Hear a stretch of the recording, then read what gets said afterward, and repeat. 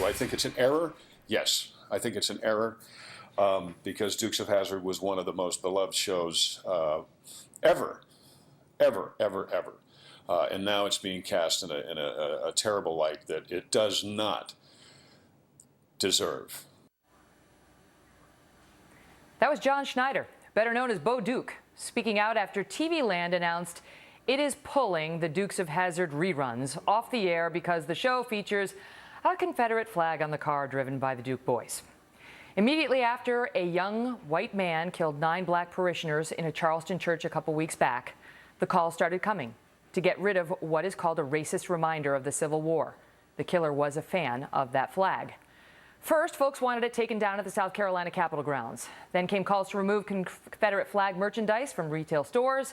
And now some are calling to rename and rededicate city streets and parks across the country that were named for Confederate generals.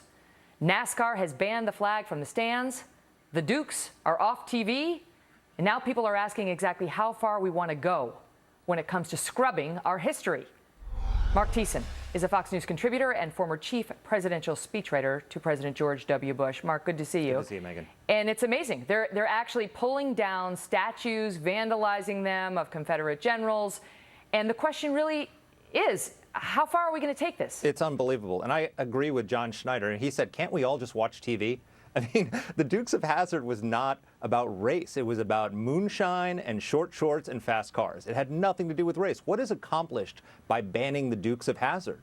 And I mean, we've gone into a miasma of political correctness in this country. And quite frankly, this impulse to wash away history is Stalinist. I mean, Joseph Stalin used to erase people from pictures, to erase their existence from history. Why would we be following that impulse to erase people from history? I'm speaking to you right now from Washington, D.C., which is named for a man who owned slaves. Are we going to change our nation's capital's name? Are we going to ban the Jefferson Memorial? Are we going to rename Washington State? It's how far does this go? Right. Bonus points for using the word miasma, by the way. Thank you. But you're right, because you can get rid of all the George Washington. I mean, forget, the dollar bill, forget Jefferson, the nickel's going away. You can go down the list, and not to mention, if you want to go back to more recent history to talk about, okay, well, let's talk about something more recent. And people are still walking around with some of the pains of the Jim Crow era. You got, we talked about this last night, All in the Family's got to go, F-Troops got to go, Hogan's Heroes has got to go. I mean, the list goes on, never mind, I mean, like, the Jeffersons, that's got to, like, anything that touches on race that might require a trigger warning has now got to go under the standard. It's unbelievable. And, the thing about it is, Megan, is that it has nothing to do with what the reality of the South is today. I mean, if you want to see how far race relations have come in this country, just look at the reaction to the Charleston shooting. There were no race riots. The city didn't burn. Blacks and whites and people of all races and creeds and colors came together. They prayed together. They mourned together. There was a unity chain across the Ravenel Bridge of thousands of people stretching for 2 miles in either direction of people of all races. So who's causing this? So if it's not the actual Southerners involved in what happened in Charleston, who is causing this and to what end? It's white liberals from places like New York and Los Angeles who want to feel better about themselves. I mean, the fact is, we saw in Charleston that the reality of the New South. Black and white united together. There was no discord. They came together, and it's these white liberals from the Northeast and California who are trying to do this. The fact of the matter is, So what about it? I mean, is it about the Confederate flag, which to some is genuinely offensive and disturbing, or is it about a general disdain for, a negative perception of people who live in the South? That's exactly what it is. It's not about a flag. It's about a people who live in the South. It's a perception among these people in the elites that all Southerners are racists and bigots who basically agree with the Charleston shooter and what he did. And as we saw in Charleston, that is absolutely untrue.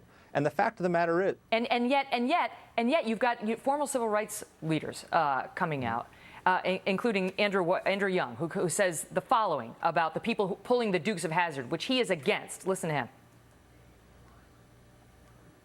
The problems we face don't have anything to do with the flag.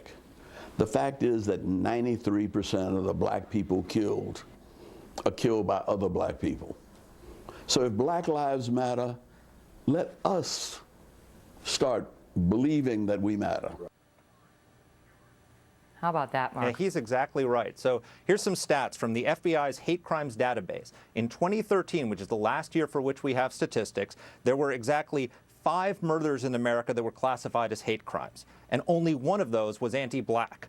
By contrast, if you look at those statistics, there were 2,491 murders of African Americans, and 90% of those were committed by other African Americans, while there were 3,005 white people killed, and 83% of those were killed by other whites. So in America today, if you're white, you're most likely to be killed by a white person. If you're black, you're most likely to be killed by another black person. And almost none of these are hate crimes. So there's no race war going on in America today. And yet the Dukes of Hazzard has got to go, and TV land has caved. Mark, good to see you. Thanks, Megan.